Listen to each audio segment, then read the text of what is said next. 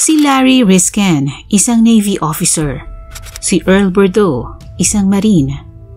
19 na taon ang pagitan ng pagkasalan nila ang isang babae. Si Sonia Rios, isang Filipina. Ang dalawang sundalo, iisa ang sinapit na kapalaran nang tangkain nilang makipagdiborsyo kay Sonia. Kamatayan at ang mas nakakaintriga sa kanilang pagkasawi, pareho silang pinatay sa Pilipinas sa presensya ng pamilya ni Sonia habang si Sonia ay nasa Amerika. Kaya naman ang pamilya ng dalawang sundalo ay malaki ang hinala na may kinalaman ng Pinay sa sinapit ng dalawa. Pero ang masaklap, pagkalipas ng 1 taon mula nang mapatay ang ikalawa nitong asawa na si Larry, sinapit din ni Sonia ang parehong kapalaran nang matagpuan ang kanyang bangkay sa loob ng kanyang tahanan sa Los Angeles, California. Ang twisted case na ito ay na-cover ng iba't ibang media outlets sa Amerika. Pinag-usapan at kinalkal ang mga detalye hanggang makarating pa ng Pilipinas para sa mga katanungang naghihintay ng kasagutan. Sino nga ba si Sonia at bakit siya nakilala bilang The Black Widow of Lumita?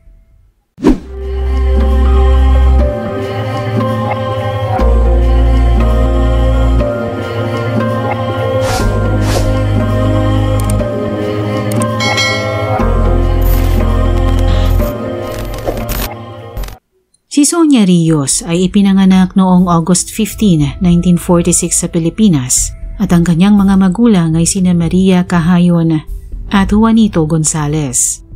Laki sa hirap si Sonia at ang kanyang pamilya ay naninirahan sa Sangley Point sa Cavite, isang pangunahing US Naval Base dito sa Pilipinas hanggang noong 1971. Kahirapan ang kinamulatan ni Sonia, kaya naman na magkaisip ay natuto na siyang mangarap na balang araw makakaahon din sila sa hirap. Ang pangarap niyang ito ay nagkaroon ng katuparan nang makatuntong siya sa Amerika noong 1960s. Ambisyosa at dominanteng babae kung ilarawan si Sonia ng ilang kaibigan. Mahilig daw itong makipaglapit sa mga lalaki, lalong-lalo na sa mga sundalo. Marahil ang mga karakter na ito ang naging daan upang makapagpatayo siya ng isang beauty salon sa Lumita sa LA, California, kaya't hindi na nakapagtatakang umangat ang kanyang pamumuhay. Taong 1990 nang magkakilala si Sonia at Larry Risken, isang Navy officer. Mapagmahal na anak at mapagmahal sa bayan kung ilarawan si Larry ng kanyang amang si Law Risken. Sumunod daw ito sa kanyang yapak na maging isang sundalo, kaya't noong 20 anyos ito ay nag-enlist siya sa Navy hanggang sa tumaas ang kanyang ranggo bilang commander, hanggang sa makilala ni Larry si Sonia Rios. Love at first sight kung sabihin ni Larry ang nangyari sa kanya kay Sonia. Pero sa unang beses pa lamang na nakilala si Sonia ni Sherry Jackson, kapatid ni Larry, ay hindi naging maganda ang impresyon niya dito. Tingin ni Sherry, gulo ang dala ni Sonia sa buhay ng kanyang kapatid. Malihim daw kasi si Sonia at wala silang alam sa background ng Pinay. Ang alam lang nila ay diborsyada ito sa una niyang asawa. Marahil naramdaman ni Sonia na hindi siya welcome sa pamilya ni Larry, kaya ni isa sa kanila ay hindi nito inimbita sa kasal nila ni Larry na ginanap ng 3 beses sa iba't ibang mga okasyon. Ikinagalit ito ng mga magulang ni Larry na naging dahilan ng 4 na taon nilang hindi pag-uusap. Sa paningin ng pamilya ni Larry, nagbago ang ugali nito mula nang makilala nito si Sonia. Matapos ang mahabang karera sa Navy, nag-retire si Larry noong 1995 at pagkatapos ay nagdesisyon itong magturo at naging special education teacher siya sa high school. Sa bago niyang propesyon, lalong nakitaan si Larry ng kanyang mga katrabaho ng pagmamahal at pagmamalasakit sa mga bata. Naging maayos ang karera ni Larry sa pagtuturo, subalit kasabay noon ay ang unti-unting pagguho ng relasyon nilang mag-asawa. Isa sa dahilan ng pagkakalayo ng mag-asawa ay ang madalas na pagsisinungaling ni Sonia kay Larry. Isa pa sa dahilan ay nang aminin ni Larry kay Sonia na may ibang babae na siyang minamahal at syempre, labis itong ikinagalit ni Sonia. Pero ibang klaseng paghihiganti ang ginawa ni Sonia kay Larry. Siniraan niya ito sa eskwelahang pinapasukan ni Larry. Ipinagkalat niyang gumagamit si Larry ng ipinagbabawal na gamot, bagay na lalong nagpalayo ng loob ni Larry kay Sonia, kaya't sa wakas ay minabuti niyang wakasan na ang kanilang kasal at tuluyan na itong nag-file ng divorce. Pumayag si Sonia, subalit may isang kondisyon itong hiniling kay Larry. Ayon kay Sonia, tutal naman ay gusto ni Larry na dalawin ang dalawang pamangkin niya sa Pilipinas na napalapit kay Larry, kaya nais na sana niyang ampunin kundi lang hinadlangan ni Sonia. Sinabihan niya si Larry na ituloy na ang plano niyang ito, pero siya lang daw ang uuwi ng Pilipinas. Maiiwan si Sonia sa Amerika. Pumayag naman si Larry para matuloy na ang divorce. Pero ang planong ito ni Larry ay tinutulan ni Sherry. May mali, masama ang kanyang kutob, pero gustuhin man niyang pigilan ng kapatid, wala na siyang nagawa. Tumawag na lamang si Larry sa kanyang ama bago ito umalis ng Amerika. Excited daw siyang makita ang dalawang bata. Pagdating ni Larry sa Pilipinas, masaya niyang ipinagdiwang ang 16th birthday ng babaeng pamangkin ni Sonia noong April 18, 2006 at wala sa hinagap niya na iyon na pala ang huling araw niya sa mundo. Habang nasa party, napansin ni Larry ang eye infection ng isa sa mga batang naroon na kamag-anak din ni Sonia. Kaya nang gabi ring iyon ay dinala niya ang bata sa ospital para ipagamot ang mata nito. Nang matapos ma-check ang mata ng bata, lumabas na ng ospital si Larry patungong parking lot. Pagsakay niya sa owner-type jeep, dalawang lalaking nakamotorsiklo ang bigla na lamang bumaril kay Larry ng 2 beses, isa sa tiyan at isa sa ulo. Siniguro ang kanyang kamatayan.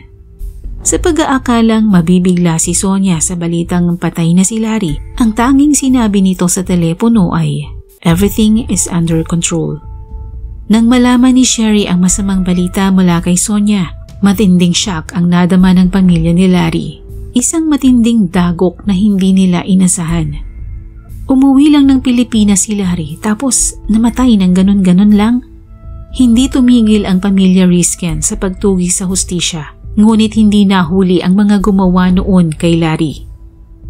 Ayon sa mga investigador ng kaso ni Larry, well-planned ang assassination. Walang ninakaw kay Larry at siya lang ang target ng hitman.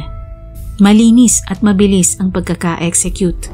Sigurado ang investigador na hired killer ang gumawa.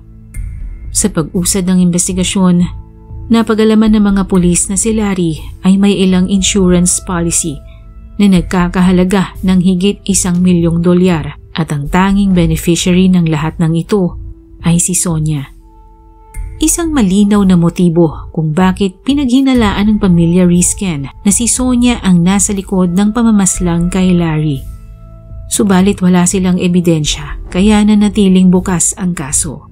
Mas tumindi ang hinala nilang ito nang makatanggap ng email si Sherry na ang unang asawa ni Sonia na si Earl John Bordeaux ay binaril din at namatay sa Pilipinas sa loob mismo ng pamamahay ng kamag-anak ni Sonia. Pinasok sa bahay, binaril sa ulo. Ang impormasyong ito ay galing mismo sa kapatid ni Earl na si Dennis Bordeaux. Kwento ni Dennis, malapit sila ni Earl sa isa't isa bilang magkapatid. Nag-enlist ito sa Marines taong 1963. Sa unang sabak ni Earl sa duty ay na-deploy kaagad dito overseas at napadpad sa Pilipinas. Dito niya nakilala si Sonia Rios. Head over heels daw si Earl kay Sonia, ayon kay Dennis. Subalit wala daw silang alam sa background ni Sonia nang isama ito ni Earl sa Amerika at sabihing si Sonia ay pinakasalan na niya. Tumira ang mag-asawa sa Lomita sa Los Angeles, California, kung saan sinimula ni Sonia ang karera niya bilang beautician. Noon ay 2 ang trabaho ni Earl para maibigay ang lahat ng kailangan ni Sonia. Ayon kay Dennis, ang kwento ni Sonia at Larry ay walang ipinagkaiba sa kwento ni Sonia at ni Earl noon. Kahit mag-asawa na sila ni Earl, nakikipag-date pa rin ito sa iba't ibang lalaki. Mga lalaking propesyonal, may sundalo at mayroon pang isang doktor. At wala daw itong pakialam kay Earl, gagawin ang lahat ng kanyang naisin. Pero bandang huli, hindi na nakatiis si Earl. Gusto na niyang kumalas at makipag-divorce pagkatapos ng 21 taong pagsasama. Pumayag si Sonia pero sa isang kondisyon. Pinauuwi niya si Earl sa Pilipinas ng mag-isa para ibenta ang kanilang taxi business. Ayaw sana ni Earl pero wala siyang nagawa dahil yun ang kondisyon ni Sonia para pumayag ito sa divorce. Gabi ng August 15, 1987, payapang natutulog noon si Earl sa sofa sa bahay ng kapatid ni Sonia. Nang walang ano-ano ay bigla na lamang umalingaw-ngaw ang isang putok ng baril. Dead on the spot si Earl. Ang bahay walang palatandaan ng forced entry. Tulog si Earl kaya hinala ng mga pulis, sadyang pinapasok ang taong bumaril kay Earl. Nadiskubre din ng mga pulis ang t-shirt na may dugo na pag-aari ng kapatid ni Sonia. Sa loob ng ilang linggo, 5 ang naaresto at 2 sa kanila ay kapatid ni Sonia. Pero bigla na lang ipinatigil ang investigasyon. Sabi-sabing binayaran ni Sonia ang mga involved sa investigasyon para matigil na ito. Ayon kay Dennis Bordeaux, maraming insurance policy ang mag-asawa kaya nang mamatay si Earl, daang-daang libong dolyar ang nakolekta ni Sonia. Ang bangkay naman ni Earl ay hindi rin niya ipinabalik ng Amerika kahit anong pakiusap ni Dennis kay Sonia. Matapos ang 19 na taon, sinubukan niya itong muli. This time ay kay Larry. Kahit anong pakiusap ng pamilya ni Larry na ibalik sa Pilipinas ang labi nito, hindi ito nangyari dahil ipinag-cremate ni Sonia ang bangkay ni Larry. Siniguro niyang hindi na humaba pa ang investigasyon sa kaso. Matinding galit ang nadama ni Sherry at kanyang pamilya sa nangyari kay Larry. Ginamit ni Sonia ang Pilipinas bilang assassination ground at hindi sila makapapayag na muling magtagumpay si Sonia. Tinawagan ni Sherry ang lahat ng insurance company at sinabing si Sonia ang may kagagawan kung bakit namatay ang kanyang kapatid. Na-freeze ang insurance payout dahil sa report na ito ni Sherry, pero hindi doon nagtapos ang kwento. Mag-iisang taon mula nang mamatay si Larry, isang balita ang gumulat sa pamilya Risken noong April 16, 2007. Si Sonia natagpuan ng mga pulis sa loob ng kanyang tahanan sa Lumita, naduguan, bunga ng tama ng baril sa ulo. Ang suspect, si Eric de la Cruz, apo ni Sonia sa kanyang pamangkin at sa Carson, California naninirahan at isa ring sundalo. Pero bakit nga ba niya ito nagawa kay Sonia? Sa pag-iimbestiga ng mga pulis, hindi raw binayaran ni Sonia si Eric sa trabahong ipinagawa nito sa kanya. Sinasabing ang trabahong ito ay may kinalaman sa pagkamatay ni Larry. April taong 2009, nang arestuhin ng mga pulis si Eric at kaibigan nitong si Fernando Romero para sa pagkamatay ni Sonia. Sa investigasyon, inakala ni Eric na may last will and testament si Sonia at isa siya sa mga itinakda nitong tagapagmana. Pero ayon sa abogado ni Sonia, walang last will na iniwan si Sonia.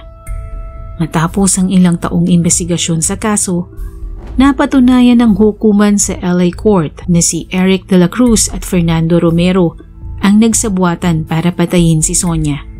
Pinatawan silang dalawa ng 26 years to life imprisonment, ang huling yugto ng kaso ng The Black Widow of Lumita.